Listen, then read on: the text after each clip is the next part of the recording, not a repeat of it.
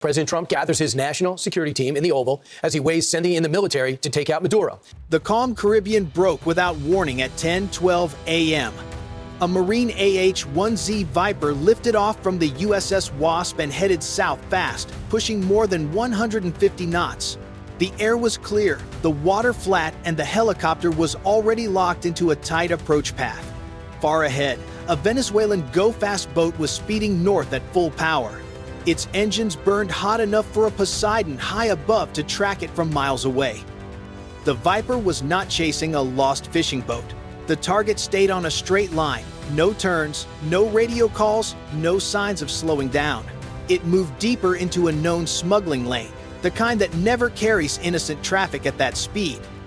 Inside the helicopter, screens updated every few seconds as the Poseidon sent more data. The distance between the two machines fell fast. The pressure grew with every mile. This was now a narrow and dangerous window where the wrong choice could let the boat slip through. This was not a simple run. It was a test. Someone was pushing hard into waters where the US has the authority to stop a threat before it reaches land. The smugglers thought speed would save them. They did not know the US already had a full picture of their movement and a plan ready to close the gap. The part of the Caribbean where this happened is not an empty stretch of water.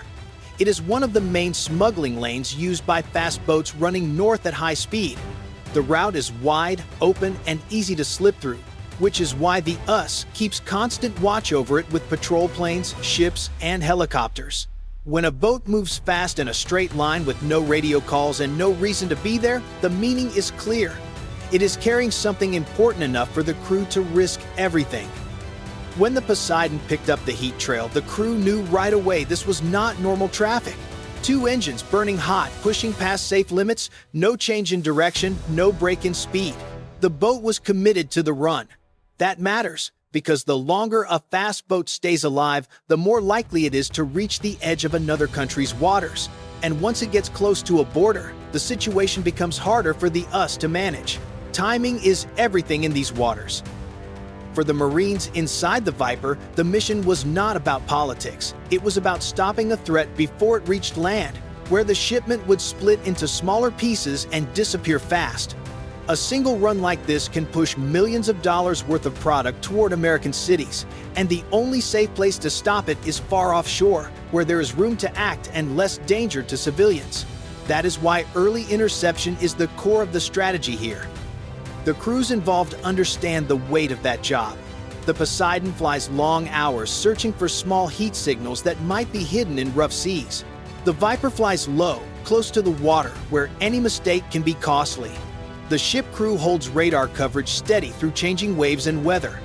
Every part matters, and each link depends on the next. This chase was not just a pursuit.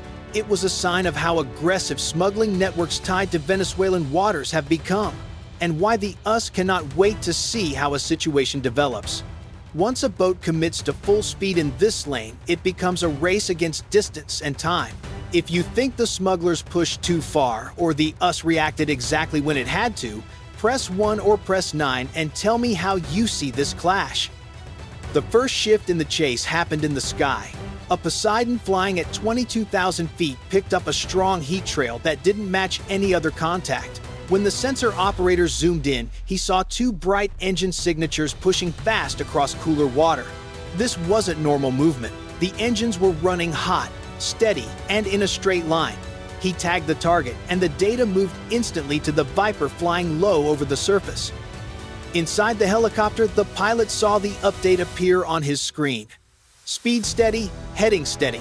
No sign of slowing down. He pushed the Viper a little lower, staying just above the waves to stay hidden behind the horizon. At that height, the helicopter felt like it was skimming the water, but the low approach kept them invisible. The gunner brought up the thermal sight. A bright streak appeared almost immediately, the heat plume from the engines. The stabilization system kept the picture smooth, even as the helicopter bounced slightly. The plume stayed centered, proof that the boat was still pushing full power. Above them, the Poseidon confirmed the boat's behavior again. No radio call, no turn, no drift. It was running with intent. On the USS Wasp, radar operators tracked the same movement.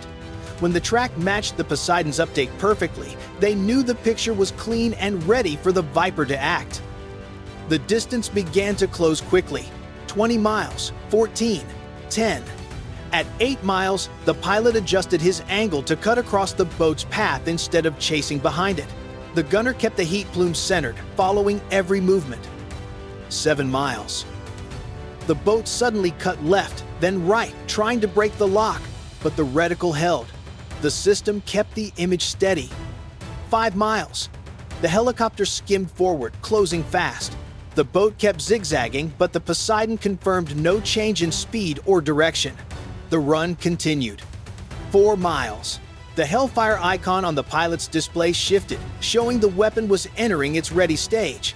The pilot held a clean approach line. 3 miles. Clear water, no nearby vessels.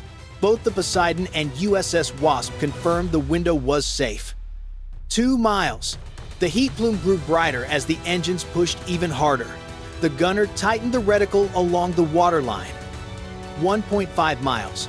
The boat made another hard cut, but the gunner followed it smoothly. The lock stayed firm. 1 mile. Everything lined up. The first response was about to become a firing moment. If you think the Viper should take the shot as soon as the lock is solid, press 1, or press 9 if you think waiting one more second matters. The Viper kept closing fast as the boat below pushed its engines harder. Sharp turns carved white lines across the water, each one meant to throw off the lock, but the Marines held their attack line. In a chase this tight, even small angle changes matter, so the pilot kept the helicopter low, using the glare of the water to stay hidden while following every update from the Poseidon above. The ocean streaked past under the helicopter. On the thermal screen, the heat plume flashed brighter as the boat ran at full power. Every move showed stress, not control. The Poseidon confirmed the same pattern. No slowdown, no drift, no signs of giving up. On the USS Wasp, radar teams tracked the identical line. With air and surface sensors matching perfectly, the Viper now had the clearest picture of the chase. At under 2 miles, the gunner tightened the reticle. The boat cut hard to the right, but the stabilizer held the image steady. The pilot dipped slightly lower to stay hidden, but kept enough height for a clean shot. The waterline glowed on the screen, the weakest point of any fiberglass fast boat. The gunner kept the crosshair locked onto it. The boat made another quick turn, but the movement felt predictable now. The Poseidon called it out. The pattern was repeating. That matters in the air. A repeating pattern creates a fixed strike angle. The cockpit stayed calm, the kind of calm that comes right before action. At 1.4 miles, the boat straightened again, running fast but with less control. The Marines recognized the moment instantly. A straight line means the target is running out of room, out of time, and out of tricks. The pilot trimmed the helicopter with small, steady movements to keep the angle perfect. The Poseidon confirmed the lane was clear. No civilian boats. The USS Wasp confirmed the same from the surface. The Viper had everything it needed.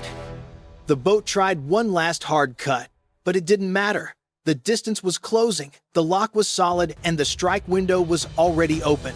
The pilot leaned forward and said quietly, "Hold it." The gunner didn't answer. His eyes stayed locked on the thermal screen.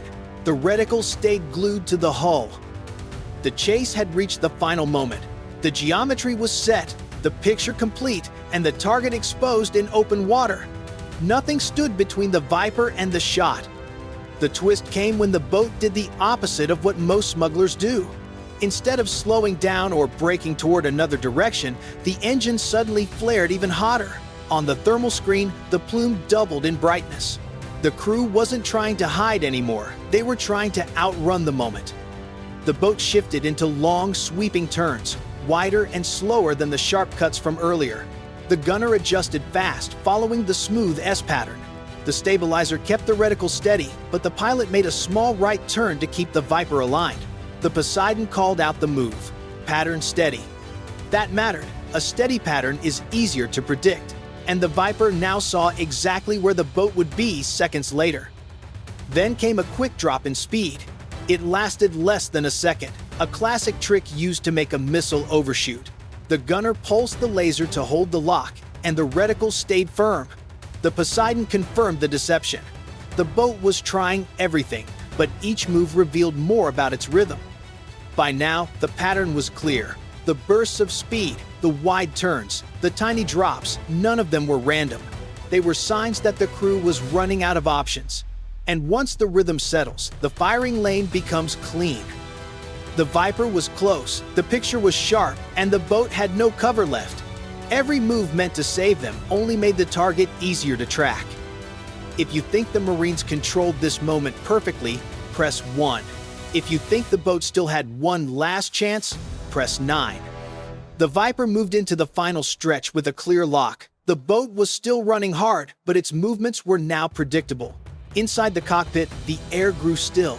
The gunner centered the reticle on the waterline, the weakest point of the fiberglass hull.